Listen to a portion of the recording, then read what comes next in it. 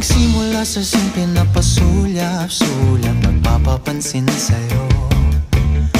Umabot sa palitan ng mga mensahe, kilig na kilig ako. Kumusta, kain na, hello, magandang umaga. Ingat ka, pahinga, huwag kang masyadong magpupuyat pa. Naramdaman ng puso na dahan-dahan na pang nahuhulog sa'yo.